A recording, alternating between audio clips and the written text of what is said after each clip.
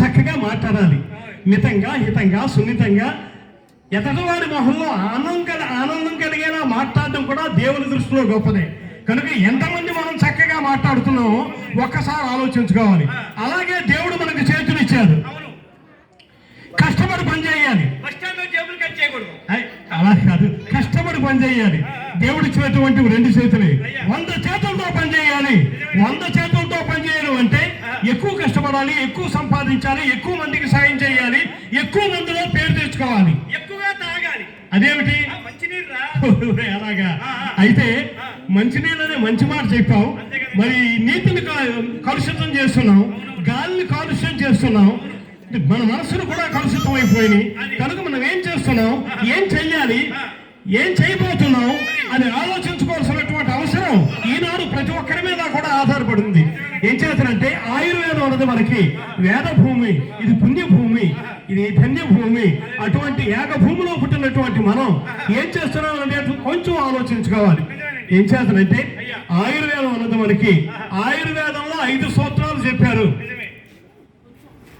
రోజుకి 8 గ్లాసులు మంచినీళ్ళు కాసి చల్లార్చి వడవలసినటువంటి మంచినీళ్ళు తాగాలి. రోజుకి 8 గ్లాసులు మంచినీళ్ళు తాగాలి.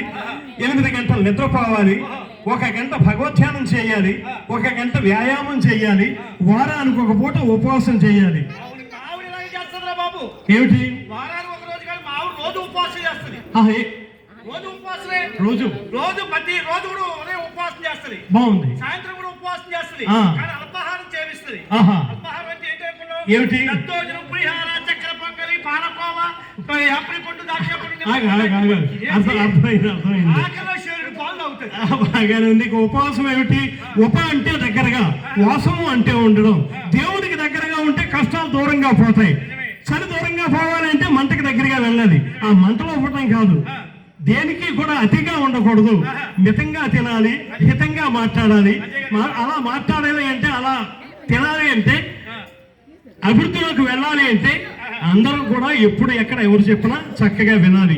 ఈనాడు ఇక్కడికి ముఖ్య అతిథిగా విచ్చేసినటువంటి వారు, ఈ కార్యక్రమాన్ని నిర్వహిస్తున్నటువంటి ప్రెసిడెంట్ గారు, అలాగే సెక్రటరీ గారు, మరి ముఖ్యంగా కార్యకర్తలు, ఆర్ఎస్ఎస్ కార్యకర్తలందరికీ, హిందూ బంధువులందరికీ, హిందువు అంటే జ్ఞాన సింధువు, హిందువు అంటే అమృత బిందువు, హిందూ అంటే హిమ్ అంటే హింసకి, దు అంటే దూరంగా ఉన్నటువంటి వాడు.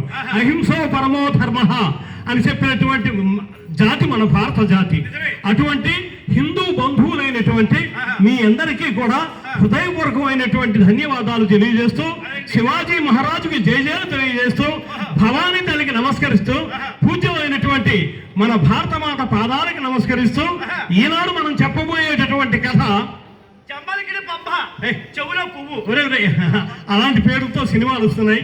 సినిమా 3 అక్షరాలు, వెనక నుంచి చదివితే మనిషి, మనిషి ఆడించే వెలుగు నీడల బొమ్మే సినిమా. ప్రతి ఇంట్లోనూ, ప్రతి వీధిలోనూ, ప్రతి చోట సినిమాలు జరుగుతూనే ఉన్నాయి. అటువంటి సినిమా కథలు కాదు. మనం ఏ కథ వింటే ఇంకే కథ వినక్కర్లేదు. అన్ని కథల్లో ఉన్నటువంటి సారాంశం ఏ గ్రంథంలో అయితే ఉన్నదో అటువంటి పవిత్రమైనటువంటి రామాయణ కావ్యం. రామానన్నటువంటి నోరు, రామాలయం లేనటువంటి ఊరు, రామకథ వినని వారు ఎంచుమించుగా ఈ భూమి మీద లేరు. ఎవరికన్నా కష్టం వస్తే రామరామ ఎంత కష్టం వచ్చింది, వీడు మా అబ్బాయి అండి, రాముడు మీ అబ్బాయిని రక్షించాలి, ఎవరిని చిన్న వ్యాపారం పెట్టుకున్నాను, రాముడు మీ వ్యాపారాన్ని అభివృద్ధిలోకి తీసుకొస్తాడు అని చెప్పి భారతీయుడి యొక్క నరాల్లోనూ రక్తంలో ఉన్నటువంటి అణువున రామనామం రాజిల్లుతున్నటువంటి, రాముడు ఏలినటువంటి పూజ్యమైనటువంటి దేశం మన భారతదేశం. అటువంటి రామచంద్రమూర్తి కళ్యాణ కథను మనం క్లుప్తంగా ఇక్కడ మనవి చేస్తున్నాం. ఏ విధంగా అయ్యా రాముని కథ మొదలు పెట్టే ముందుగా ఇక్కడ ఈ రాముని కథ చెప్పడానికి సందర్భం ఆర్ఎస్ఎస్ అంటే రాష్ట్రీయ స్వయం సేవక్ సంఘ్ కల్మషం లేనటువంటి, నిష్కల్మషమైనటువంటి, సమాజంలో ఉన్నటువంటి అసమానతలను దూరం చేసేటటువంటి సంఘాన్ని స్థాపించినటువంటి మహనీయుడు. ఇప్పటికి 100 సంవత్సరాలైంది. స్వాతంత్రం రాక పూర్వం నుండి సమాజంలో ఉన్నటువంటి అసమానతల్ని రూపుమాపడానికి 2-3 సార్లు జైలు కూడా వెళ్ళినటువంటి గారికి, ఆహా. డాక్టర్ హెగ్డే గారు, ఆ. హెగ్డే వారు గారికి ఆ. వందన మందారు బృంద సందోహాలు అందజేసుకుంటూ, ఆహా. అయితే ఈనాడు రామకథ ఆ. వింటే రక్తి అన్నారు. ఆహా. రామకథ వింటే తెలుస్తుంది, ఆహా. రామనామం అంటే రుచి తెలుస్తుంది, ఆహా. పాలకోవా తింటే రుచి తెలుస్తుంది. బాగుంది. అందుచేత ఆహా. పాలకోవా